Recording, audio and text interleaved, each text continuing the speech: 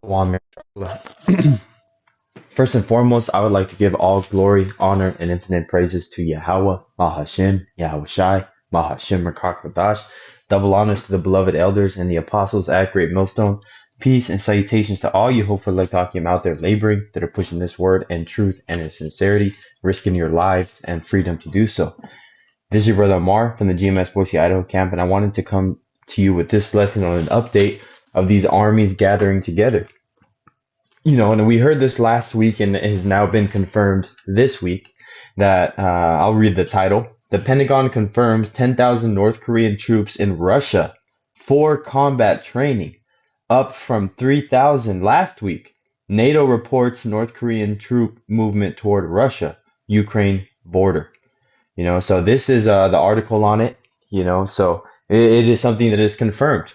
This is the news website, independent journalist, real news, no bullshit. It is a pretty good website, and you can go and check out some up-to-date news. But this is world news. The Pentagon is now reporting that North Korea has deployed 10,000, I'll read it fast, 10,000 troops to Russia for combat training, a significant increase from the 3,000 they confirmed last week.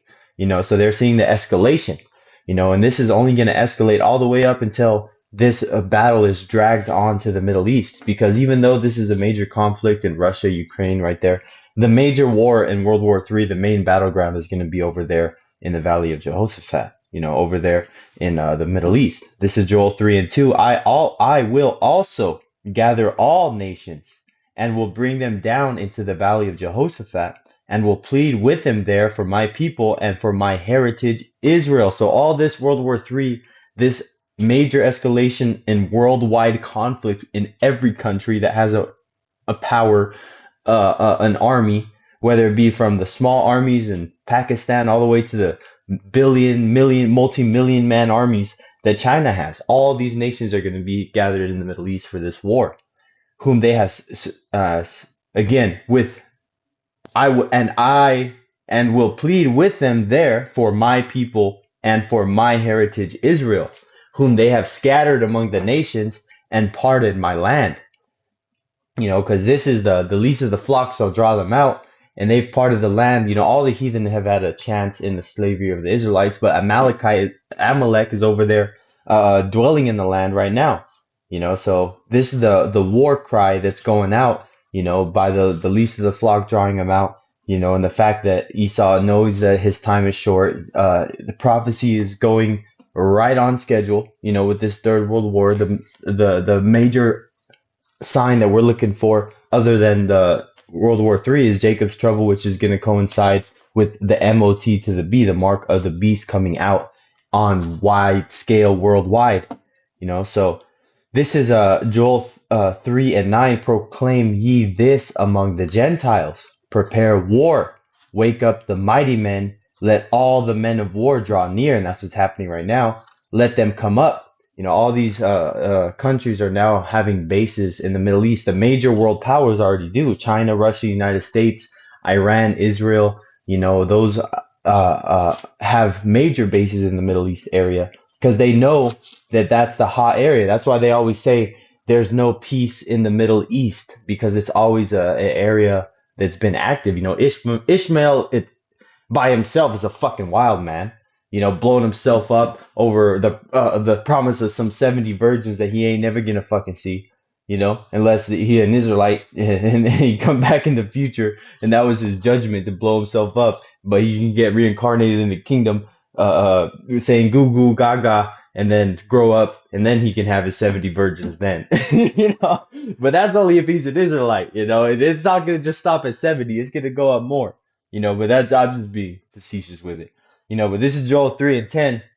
Beat your plowshares into swords and your pruning hooks into spears. Let the weak say, I am strong. And they are saying they're strong ultimately by investing their money into military capabilities and not agriculture, or building up the infrastructure of the nation. And the main way that they flex their sword that makes you a superpower in this world is having nuclear missiles. And in this modern age is hypersonic missiles. Verse 3, and hypersonic nuclear missiles is because no nation is gonna do the worst to a nation that has nuclear capabilities. They're not going to do it. That's why North Korea hasn't been invaded since, you know. But this is verse 11. You know, obviously, first and foremost, it's waiting for prophecy. But, you know, it's going to escalate to that. And this is just one of the many steps that's leading towards it. Verse 11, assemble yourselves and come all ye heathen, and gather yourselves together round about. Thither cause thy mighty ones to come down, O Lord. And the mighty ones are the men of war. Verse 12, this is a point, let the heathen be wakened. And that's what's happening right now. Just like you say, an escalation from 3,000 troops last week to 10,000 troops the following week. Okay, that's more than double your number. So imagine this week what the numbers could be at, you know? So, hey man, this is all just the beginning. And like the elder Apostle Tahar said, you know, China is a playground for the elite because they have no rights over there, more people, and less restrictions on the freedoms that they can restrict on other citizens of China, not like they can in the United States. You know, so they do more, how do you say, practice runs over there. That's the same reason why COVID came out of China, because they were over there practicing their damn fucking psychological operations, you know, and starting over there in China. Verse 12, Joel 3 and 12, let the heathen be wakened and come up to the valley of Jehoshaphat, for there will I sit to judge all the heathen round about.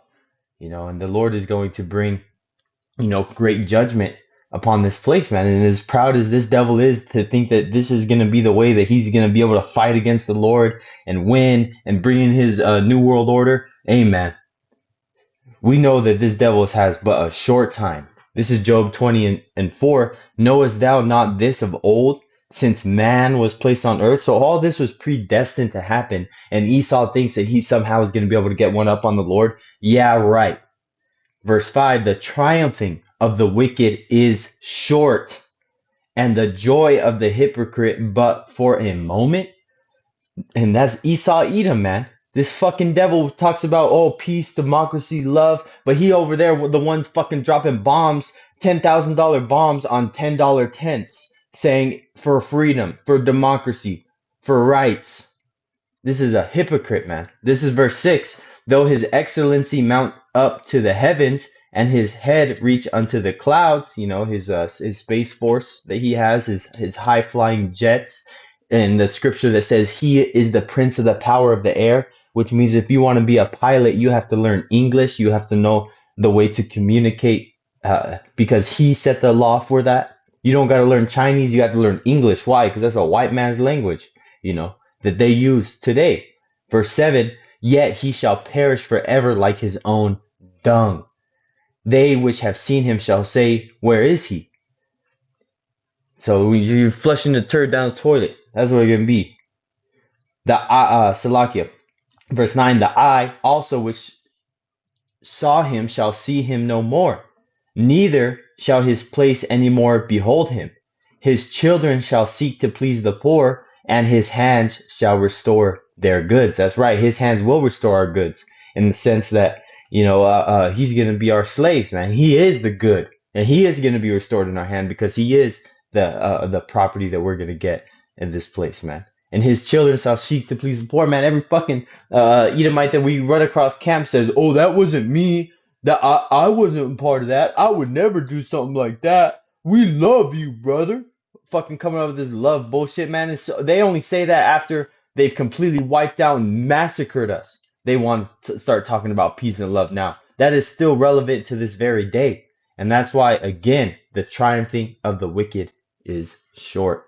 And so all these things that are going on. Oh, and I wanted to play one video as well of Trump during the Joe Rogan interview, talking about the prophets saying that it's going to end in the Middle East. You know, I'll just play this one. But this is the second time that he's mentioned something like this. Because remember, a couple years ago, he talked about the prophets of doom online. Prophets that say the world will come to an end in the Middle East. You know that, right? And, you know, there are prophets that say the world will come to an end in the Middle East. You know that, right? That's right, because they know about the prophets that are online, man. They know about this truth. They know what's coming towards them, but they don't want to accept it, and they're fighting to do everything because they're deceived, thinking that they're actually going to win, that they actually have a chance, because whatever left-handed angel they're dealing with is deceiving them, man. And they know that they're getting weak, so they're having to do more sacrificing, more wickedness, just to maintain. So this is that doom and that end of the world in the so-called Middle East, because that's not that's just a direction, but the land over there, you know, and it's gonna happen. The so-called Middle East, as the world knows it today, there's gonna be the great battle over there, and this is just another sign and a token that's pointing to that. So Lord willing that this lesson was edifying unto the elect. Till next time, I'd like to give all glory, honor, and infinite praises to Yahweh, Bahashem, Yahushai, Bahashem, Rakar Kodash, double honors to the beloved elders and the apostles at Great Millstone that taught me this truth. Peace and salutations to all you, hopefully like the Akim out there laboring, that are pushing this word in truth and sincerity. Lord